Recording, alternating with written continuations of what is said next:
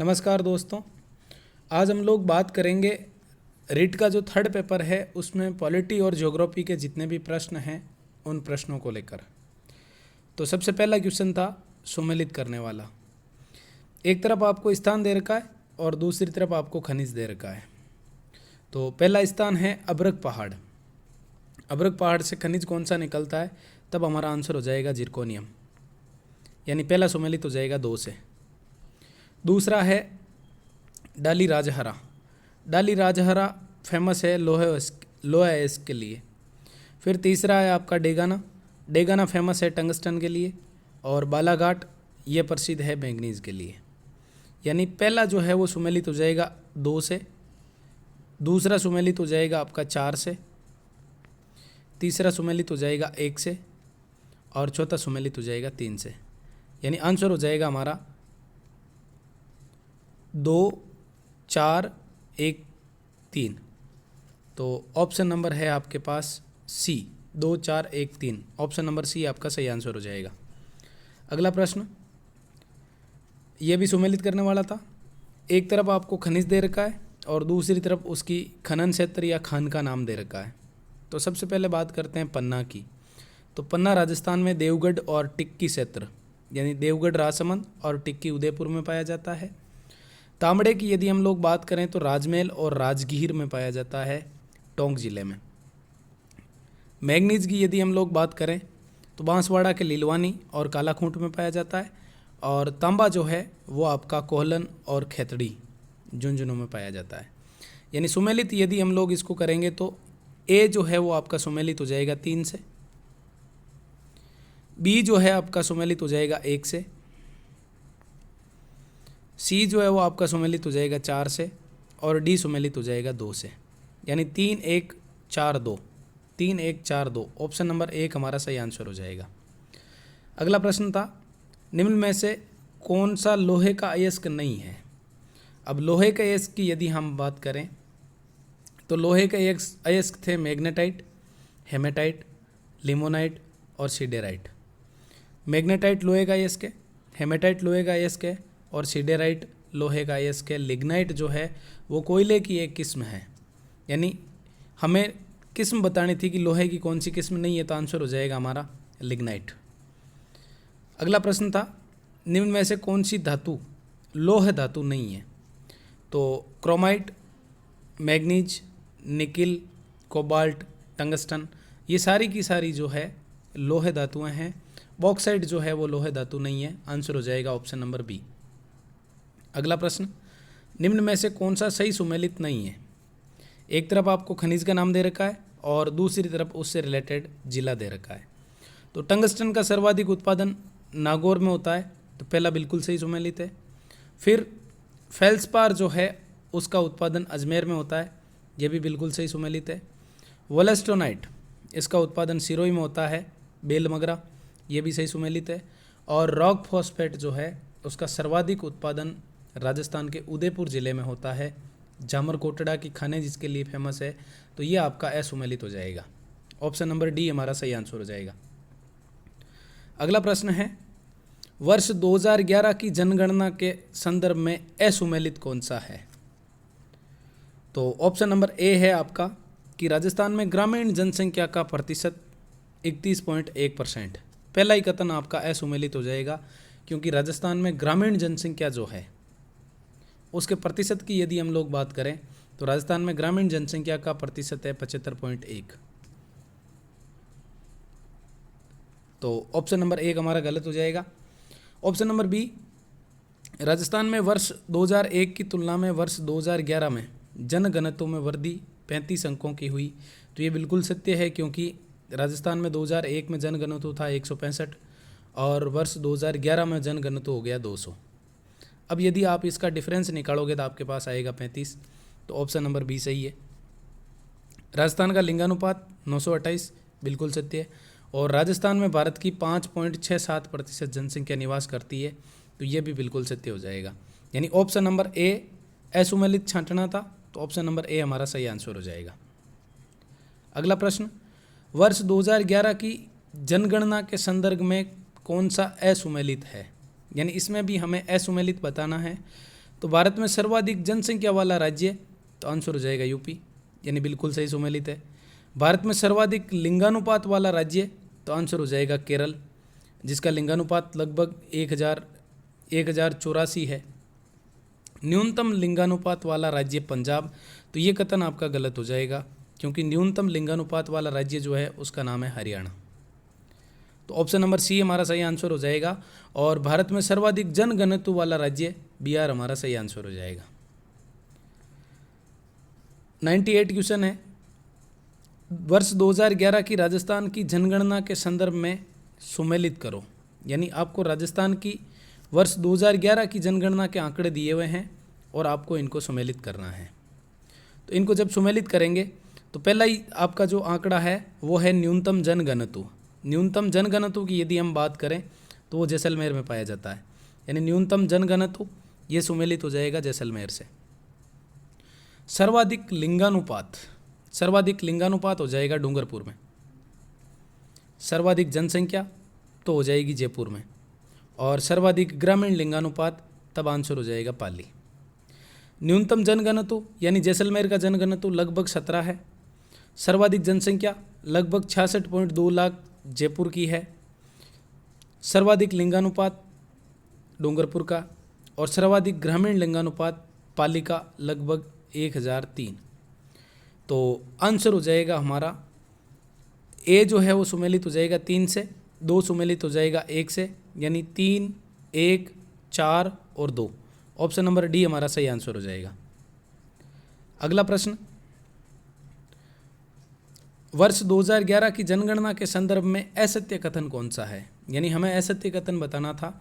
तो वर्ष 2001 की तुलना में वर्ष 2011 के ग्रामीण लिंगानुपात में 24 अंकों की वृद्धि हुई है, तो ये कथन बिल्कुल सत्य हो जाएगा। जैसलमेर का जनघनत्व भारत के आंध्र प्रदेश राज्य के समान है, तो ये कथन बिल्कुल गलत हो जाएगा, क्योंकि जैसलमेर का जो जनघनत्व है वो भारत के अरुणाचल प्रदेश राज्य के समान है, जिसका कि जनघनत्व है 17। और वर्ष 2011 में राजस्थान में किसी भी जिले का लिंगानुपात 1000 से अधिक नहीं था, तो ये कथन भी बिल्कुल सत्य है। और राजस्थान में सर्वाधिक जनघनत्व पूर्वी मैदानी प्रदेश में पाया जाता है, तो ये कथन भी हमारा सत्य हो जाएगा, यानी ऑप्शन नंबर बी आपका सही आंसर हो जाएगा। अगला प्रश्न था, निम्न में से कौन सा दक्षिण से उत्तर की तरफ सही क्रम है? यानी हमें दक्षिण से उत्तर की तरफ सही क्रम बताना था। तो बात करते हैं हम दक्षिण से उत्तर की तरफ क्रम की। तो सबसे पहले आपकी आ जाएगी ताप्ती नदी। ताप्ती नदी के बाद आपका आ जाएगा सतपुड़ा पर्वत। सतपुड़ा के बाद एक नदी आ जाएगी जिसका नाम है नर्मदा, और नर्मदा के बाद एक पहाड़ी आती है जिसका नाम है विंध्याचल पहाड़ी। यानी उत्तर से दक्षिण यदि हमें क्रम पूछता तब तो हमारा आंसर होता विंध्याचल, नर्मदा, सतपुड़ा और ताप्ती। लेकिन उसने क्योंकि दक्षिण से उत्तर क्रम पूछा गया है, तो आंसर हो जाएगा हमारा ताप्ती, सतपुड़ा, नर्मदा और विंध्याचल। ऑप्शन नंबर ए हमारा सही आंसर हो जाएगा। अगला प्रश्न है, वर्ष 2011 की जनगणना के अनुसार राजस्थान में लिंगानुपात का अवरोही क्रम, आरोही क्रम नहीं पूछा है, हमें अवरोही क्रम पूछा है, यानी घटते हुए क्रम में बताना है कि राजस्थान में वर्ष 2011 की जो जनगणना थी उसके अनुसार लिंगानुपात का जो अवरोही क्रम है वो क्या होगा। तो देखते हैं क्या होगा। भाई राजस्थान में यदि हम न्यूनतम लिंगानुपात की बात करें तो राजस्थान में न्यूनतम लिंगानुपात होता है जैसलमेर में, धौलपुर में। धौलपुर के बाद जैसलमेर, उसके बाद करौली, यानी धौलपुर के बाद जैसलमेर, यानी धौलपुर से ज़्यादा है जैसलमेर का। जैसलमेर के बाद करौली, करौली के बाद भरतपुर, और भरतपुर के बाद गंगानगर। अब क्योंकि हमें इसका अवरोही क्रम बताना था, यानी घटते हुए क्रम में बताना था, तो इसका आंसर हो जाएगा गंगानगर। गंगानगर से कम होगा भरतपुर का, भरतपुर से कम होगा करौली का, करौली से कम होगा जैसलमेर का, और जैसलमेर से भी कम होगा धौलपुर का। क्योंकि इसके लिए मैंने आप लोगों को ट्रिक बता रखी है कि जब भी लिंगानुपात कम होता है तो ऐसी कंडीशन में डीजे करना पड़ता है, वो बड़ा करना पड़ता है, यानी बिग करना पड़ता है।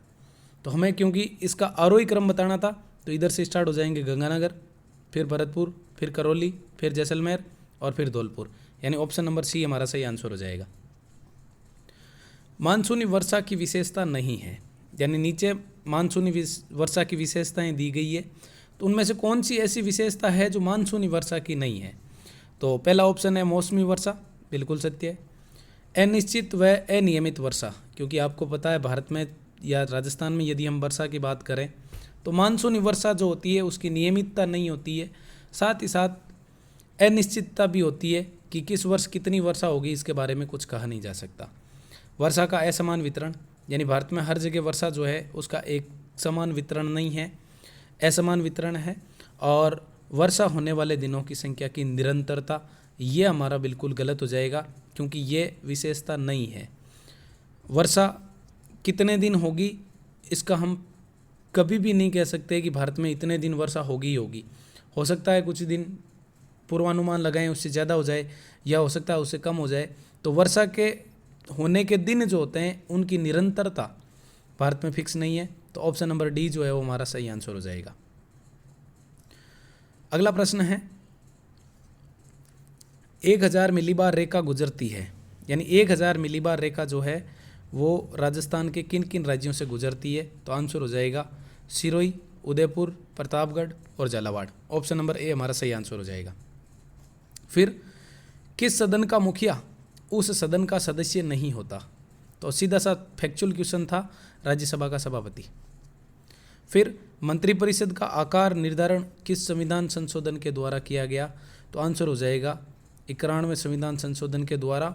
और आकार फिक्स किया गया था कि लोकसभा की जो अधिकतम सदस्य संख्या है उसके 15% से अधिक मंत्रिपरिषद का आकार नहीं होगा। ऑप्शन नंबर डी हमारा सही आंसर हो जाएगा।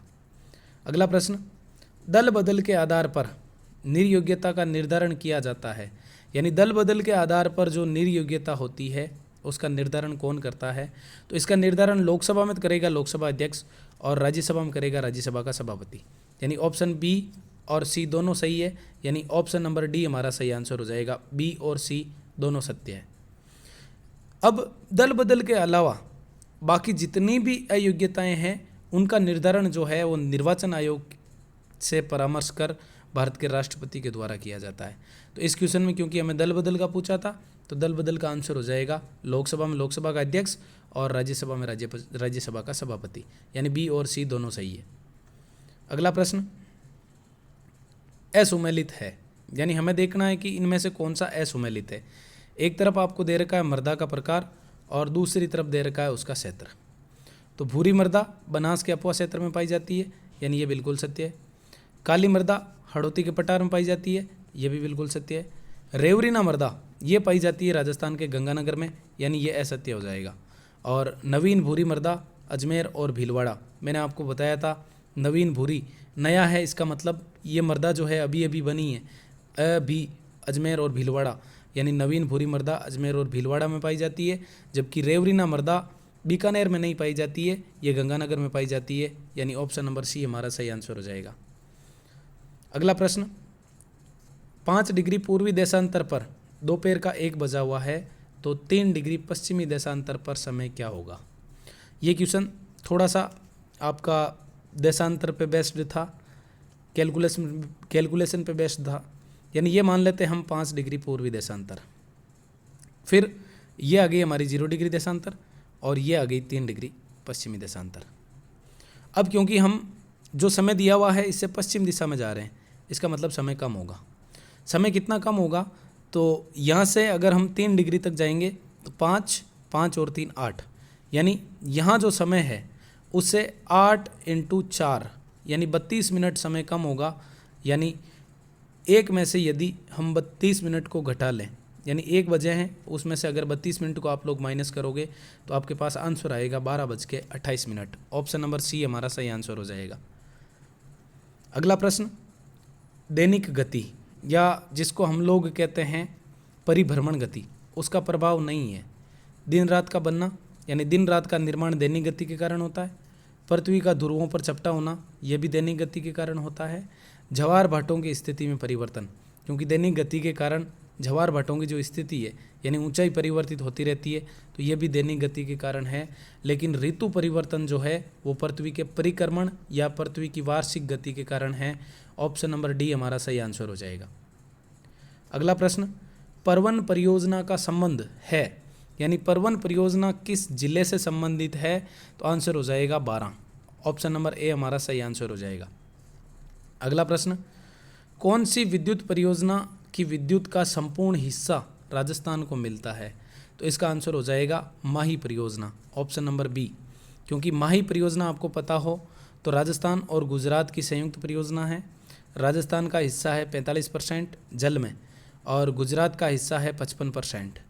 लेकिन इससे उत्पन्न होने वाली जो विद्युत है 140 मेगावाट, वो पूरी की पूरी राजस्थान के आदिवासी क्षेत्रों को दी जाती है, तो ऑप्शन नंबर बी हमारा सही आंसर हो जाएगा। अगला प्रश्न, राजस्थान में पेट्रोलियम रिफाइनरी में राजस्थान सरकार व केंद्र सरकार की हिस्सेदारी कितनी है, तो सीधा सा आंसर हो जाएगा इनमें से कोई नहीं, क्योंकि राजस्थान सरकार की हिस्सेदारी है HPCL के साथ, और ये जो हिस्सेदारी है उसमें राजस्थान सरकार का हिस्सा है 26% और HPCL का हिस्सा है 74%, तो आंसर हो जाएगा हमारा इनमें से कोई नहीं, क्योंकि केंद्र सरकार और राजस्थान सरकार की इसमें कोई हिस्सेदारी नहीं है। अगला प्रश्न, किस खनिज पर राजस्थान का एकाधिकार नहीं है, तो टंगस्टन, सेलेनाइट और सीसा जस्ता। ये जो खनिज है सीसा जस्ता जिसके साथ की चांदी निकलता है, इन खनिजों में राजस्थान का एकाधिकार है, लेकिन तांबे में राजस्थान का एकाधिकार नहीं है। ऑप्शन नंबर सी हमारा सही आंसर हो जाएगा। अगला प्रश्न, राजस्थान व गुजरात की साझेदारी वाली परियोजना है, तो यहाँ यदि हम लोग देखें तो आंसर हो जाएगा ऑप्शन नंबर ए माही परियोजना, क्योंकि माही परियोजना राजस्थान और गुजरात की संयुक्त परियोजना है। चंबल परियोजना राजस्थान और MP की संयुक्त परियोजना है, और बाकी जो दोनों दे रखी है भाखड़ा नांगल परियोजना और रावी व्यास परियोजना, तो इसके लिए सीधा सा भाखड़ा और रावी जो है वो पहरा लगा रहे हैं, यानी पंजाब, हरियाणा और राजस्थान, ये 3 राज्यों की है, पंजाब, हरियाणा और राजस्थान। तो ऑप्शन हो जाएगा हमारा ऑप्शन नंबर ए सही, यानी 114वां जो क्वेश्चन है उसका आंसर हो जाएगा ऑप्शन नंबर ए। अगला प्रश्न, संयुक्त बैठक के संदर्भ में असत्य कथन है, यानी हमें संयुक्त बैठक जो है जॉइंट सिटिंग उसके संदर्भ में कुछ कथन दिए हुए हैं, तो उसमें से हमें निर्धारण करना है कि कौन सा असत्य कथन है। तो सबसे पहला है, इसका उल्लेख अनुच्छेद 108 में है, तो ये कथन बिल्कुल सत्य हो जाएगा। इसे लोकसभा के अध्यक्ष द्वारा बुलाया जाता है, तो ये कथन आपका बिल्कुल गलत हो जाएगा, क्योंकि संयुक्त बैठक जो है उसको बुलाया राष्ट्रपति के द्वारा जाता है जब किसी विधेयक को लेकर दोनों सदनों के बीच मतभेद हो जाता है, यानी ऑप्शन नंबर बी हमारा सही आंसर हो जाएगा। अगला कथन, संविधान संशोधन विधेयक पर संयुक्त बैठक नहीं बुलाई जा सकती, यह कथन बिल्कुल सत्य है, क्योंकि संविधान संशोधन विधेयक पर दोनों सदनों को समान अधिकार है, ऐसी कंडीशन में संविधान संशोधन विधेयक पर संयुक्त बैठक नहीं बुलाई जा सकती। और इसमें पारित विधेयक हेतु साधारण बहुमत आवश्यक होता है, तो सीधी सी बात है, इसमें कोई भी विधेयक जो पारित होता है वो साधारण बहुमत से पारित होता है, तो ये कथन भी बिल्कुल सत्य है, यानी ऑप्शन नंबर बी हमारा सही आंसर हो जाएगा। अगला प्रश्न, राज्यसभा के संदर्भ में कौन सा विशेष अधिकार नहीं है। सबसे पहला है नई अखिल भारतीय सेवा का सर्जन, आर्टिकल 312, ये राज्यसभा की रिकमेंडेशन पर होता है। राज्य सूची के विषय को राष्ट्रीय महत्व का घोषित करना या राज्य सूची का जो विषय है उस पर कानून बनाने की शक्ति केंद्र सरकार को देना, यह भी राज्यसभा द्वारा निर्धारित किया जाता है, और इसका उल्लेख भारतीय संविधान के अनुच्छेद 249 में है। उपराष्ट्रपति को पद से हटाने का संकल्प राज्यसभा में लाया जाता है, तो ये कथन भी आपका बिल्कुल सत्य हो जाएगा, क्योंकि उपराष्ट्रपति जो होता है वो राज्यसभा का पदेन सभापति होता है, और उसको हटाने के लिए संकल्प राज्यसभा में लाया जाता है। तो राज्यसभा में इस संकल्प के पारित होने के बाद केवल और केवल लोकसभा की सहमति मिल जाए तो उस दिन से राष्ट्रपति का पद जो है, उपराष्ट्रपति का पद जो है वो रिक्त होता है। फिर संविधान संशोधन विधेयक पर राज्यसभा लोकसभा पर प्रभावी होती है, तो ये कथन बिल्कुल गलत हो जाएगा, क्योंकि संविधान संशोधन विधेयक पर दोनों सदनों को समान अधिकार प्राप्त है। ऑप्शन नंबर डी हमारा गलत हो जाएगा, क्योंकि यह राज्यसभा का विशेष अधिकार नहीं है। फिर अगला है, निम्नलिखित में से कौन सा असुमेलित है। तो अनुच्छेद एक तरफ आपको दे रखे हैं, दूसरी तरफ उसका प्रोविज़न दे रखा है। तो अनुच्छेद 120 संसद की भाषा, ये कथन ये बिल्कुल सत्य हो जाएगा, क्योंकि संसद की भाषा का उल्लेख भारतीय संविधान के अनुच्छेद 120 में किया गया है। फिर अनुच्छेद 109 धन विधेयक की परिभाषा, ये गलत हो जाएगा, क्योंकि अनुच्छेद 109 में धन विधेयक की प्रक्रिया दे रखी है, जबकि धन विधेयक की परिभाषा अनुच्छेद 110 में है। अनुच्छेद 112 केंद्र का वार्षिक वित्तीय विवरण जो कि राष्ट्रपति के द्वारा रखवाया जाता है और इसको रखते हैं केंद्र सरकार के वित्त मंत्री। तो कथन नंबर सी भी हमारा सत्य हो जाएगा। और 330 है लोकसभा में अनुसूचित जाति और अनुसूचित जनजाति को आरक्षण का प्रावधान, ये भी बिल्कुल सत्य हो जाएगा, यानी ऑप्शन नंबर बी आपका सही आंसर हो जाएगा। अगला प्रश्न, मूल कर्तव्यों में भारतीय संस्कृति को क्या बताया गया है? तो आंसर हो जाएगा सामासिक, यानी हमारी सामासिक संस्कृति की रक्षा करें, जैसा कि भारतीय संविधान के मूल कर्तव्यों में दिया हुआ है। तो आंसर हो जाएगा डी। फिर मूल अधिकारों के संदर्भ में असत्य कथन है। पहला कथन है मूल संविधान में 7 मूल अधिकार थे, बिल्कुल सत्य है, क्योंकि 44वें संविधान संशोधन के द्वारा संपत्ति के अधिकार को हटा दिया गया। अतः वर्तमान में कितने हैं? तब हमारा आंसर होगा 6। इन्हें सरदार स्वर्ण सिंह समिति की सिफारिश पर जोड़ा गया, तो ये कथन असत्य हो जाएगा, क्योंकि ये भारतीय मूल संविधान में ही थे, तो इन्हें सरदार स्वर्ण सिंह समिति की सिफारिश पर नहीं जोड़ा गया। ऑप्शन नंबर बी हमारा सही आंसर हो जाएगा। फिर इनका उल्लंघन होने पर व्यक्ति सुप्रीम कोर्ट या हाई कोर्ट की शरण ले सकता है, तो ये कथन भी बिल्कुल सत्य है। और राष्ट्रीय आपातकाल में इन पर युक्त प्रतिबंध लगाया जा सकता है, तो ये कथन भी बिल्कुल सत्य है, यानी आंसर हो जाएगा ऑप्शन नंबर बी। अगला प्रश्न है सुमेलित करो।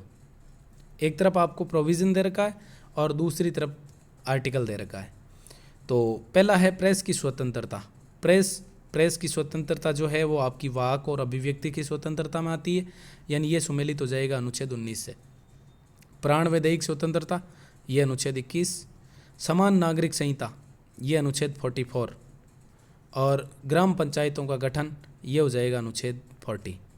यानी समान नागरिक संहिता भारत के एक राज्य में लागू है, आप लोगों को कमेंट बॉक्स में उस राज्य का नाम बताना है। तो सुमेलित देखना था हमें प्रेस की स्वतंत्रता, यानी ये सुमेलित है आपका 3 से, ए सुमेलित है 3 से। उसके बाद यदि हम लोग बात करें प्राण व दैहिक स्वतंत्रता, ये सुमेलित है 2 से। समान नागरिक संहिता, ये 4 से।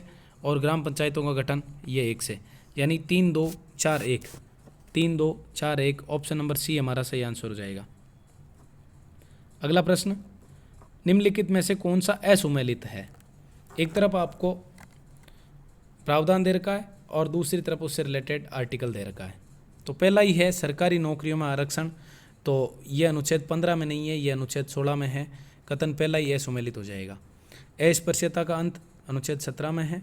लोक कल्याणकारी राज्य अनुच्छेद 38 में, और कार्यपालिका का न्यायपालिका से पृथक्करण, ये अनुच्छेद 50 में है। तो ऑप्शन नंबर ए हमारा सही आंसर हो जाएगा। अगला प्रश्न, लोकसभा के संदर्भ में असत्य कथन। तो पहला है कि धन विधेयक पर राज्यसभा की तुलना में लोकसभा को अधिक शक्ति प्राप्त है, तो ये बिल्कुल सत्य है, क्योंकि धन विधेयक पहले लोकसभा में लाया जाता है, उसको परिभाषित लोकसभा अध्यक्ष करते हैं। राज्यसभा केवल और केवल उसको 14 दिन रोक सकती है, यानी राज्यसभा को केवल और केवल 14 दिन रोकने का अधिकार है। उसके अलावा बाकी सारे के सारे अधिकार धन विधेयक पर लोकसभा के पास है। धन विधेयक लोकसभा अध्यक्ष द्वारा परिभाषित किया जाता है, ये भी कथन सत्य है। सरकारी विधेयक केवल लोकसभा में ही पहले रखा जाता है, तो ये कथन बिल्कुल गलत हो जाएगा, क्योंकि सरकारी विधेयक का मतलब है किसी मंत्री के द्वारा रखा जाने वाला विधेयक। अब मंत्री हो सकता है लोकसभा का है तो लोकसभा में रखेगा, और राज्यसभा का कोई सदस्य मंत्री है तो वह राज्यसभा में भी रख सकता है। तो ऐसी कंडीशन में सरकारी विधेयक जो है वो केवल लोकसभा में नहीं रखा जाता है, इसको लोकसभा या राज्यसभा में से किसी भी सदन में रखा जा सकता है। तो ऑप्शन नंबर सी हमारा गलत हो जाएगा इसमें, और हमें असुमेलित बताना था। और मंत्रिपरिषद सामूहिक रूप से लोकसभा के प्रति उत्तरदायी होती है, तो ये कथन बिल्कुल सत्य है। अगला प्रश्न, भारत की संप्रभुता, यानी भारत की जो संप्रभुता है वो किस में निहित है? तो आंसर हो जाएगा भारत की जनता में, क्योंकि अंतिम प्रभुसत्ता या संप्रभुता भारत की जो है वो किसके अंदर निहित है? भारत की जनता के अंदर। और इस बात का इंडिकेशन या ये बात कहाँ उल्लेखित है?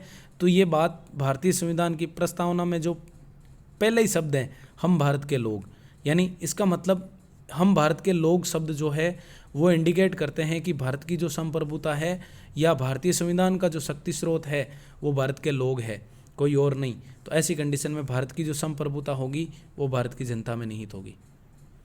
अगला प्रश्न, वर्ष 2026 तक के लिए निर्वाचन क्षेत्रों का आकार यथावत रहेगा, इसके लिए किस जनगणना को आधार माना गया है? तो आंसर हो जाएगा आपका 2001 की जनगणना को। पहले ये 1991 की थी, लेकिन 87वें संविधान संशोधन के द्वारा इसको 2001 कर दिया गया, तो आंसर हो जाएगा हमारा वर्ष 2001। लेकिन लोकसभा के लिए सीटों का जो निर्धारण है, यानी किस राज्य को कितनी सीटें मिलेगी, उसका निर्धारण 1971 की जनगणना के आधार पर किया जाता है, तो आंसर हो जाएगा हमारा ऑप्शन नंबर बी। और लास्ट प्रश्न था आपका पॉलिटी का, लोकसभा का अध्यक्ष उपाध्यक्ष अपना त्यागपत्र किसको देता है? तो ये देता है लोकसभा के अध्यक्ष को। मैंने आपको बताया था कि लोकसभा अध्यक्ष लोकसभा के उपाध्यक्ष को और लोकसभा का उपाध्यक्ष लोकसभा के अध्यक्ष को अपना त्यागपत्र देता है। यानी हम ऐसे देख सकते हैं कि आटा साटा, यानी लोकसभा अध्यक्ष उपाध्यक्ष को और उपाध्यक्ष लोकसभा के अध्यक्ष को। तो ये थे आपके रीट के आज के पेपर 3 के पॉलिटी और ज्योग्राफी के 35 क्वेश्चन। उम्मीद करता हूँ कि आपको मेरे द्वारा जो जानकारी प्रदान की गई है वो आपके लिए लाभदायक होगी। धन्यवाद।